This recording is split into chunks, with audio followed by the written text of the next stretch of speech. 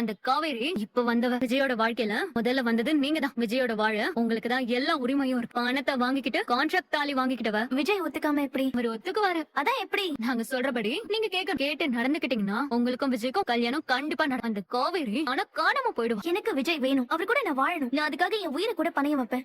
உசுர பணையம் வைப்பேன்னு சொன்னீங்கல்ல, அப்போ விஜய் உங்க நாளை கழிச்சு கல்யாணம், அதை மட்டும் மைண்ட்ல வச்சுக்கோங்க. இல்ல அதுக்குள்ள ஏதாவது தப்பான முடிவா எடுத்துறாதீங்க. நீங்க விஜய் கிட்ட மட்டும் தானே பேசிருக்கீங்க, அவரு காவேரி கண்ட்ரோல்ல இருக்காரு. இந்த இன்னைக்கு ஒரு பயம் இல்ல, ரோட்ல டிராபிக்கே இல்ல, ரோடே கிளியரா இருக்கு. ஏதாச்சும் ஊர்வலம் மாதிரியாவது நடத்தலாம்ல. நைட்ல இருந்த ஊர்வலத்தை நீங்க பாத்திருக்கீங்க? இந்த மாப்பிள்ளை அழைப்பு இந்த மாதிரி ஊர்வலம் நைட்ல நிறைய வாட்டி பாத்திருக்கேன். அது எங்கேயாவது கல்யாண மண்டபத்துக்கு பக்கத்துல நடக்கும். இந்த மாதிரி மெயின் ரோட்லயா நடக்கும்? எங்க கொஞ்சம் ஸ்பீடா தான் போங்களேன். ஓகே ஓகே, ஃபாஸ்டா போறேன். கரெக்டான டைம்ல கால் வருதுன்னா அது உங்க வீட்டு ஆளுங்களா தானே இருக்கும். எங்க மிரர் இருக்குங்களே, போட்டுமா? மூஞ்சி இப்படி வச்சுக்கிட்டா நான் எப்படி போவேன்? அப்போ என்னால மட்டும் போக முடியுமா? நீங்க முதல்ல கிளம்புங்க. அங்க வீட்ல என்ன சிச்சுவேஷன் போய் பாக்கணும்ல. அதெல்லாம் நான் பாத்துக்கிறேன். எப்படி இருந்தாலும் நைட் இங்க தானே ஸ்டே பண்ணுவீங்க.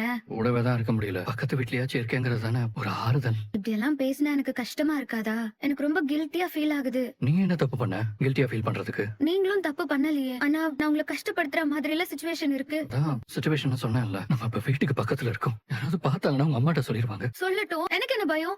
நான் இப்படி உங்க கையை பிடிப்பேன், இல்ல இறுக்கமா இப்படி கட்டி பிடிப்பேன், முத்தம் கூட கொடுப்பேன். நான் என்ன வேணா பண்ணுவேன். ஏன் புருஷனா நான் என்ன வேணா பண்ணுவேன். மத்தவங்களுக்கு என்ன வந்துச்சு? நீ எனக்காக தான் சொல்ற, என்ன ஆறுதல் படுத்துறதுக்காக தான் சொல்றேன்னு நல்லாவே தெரியுது.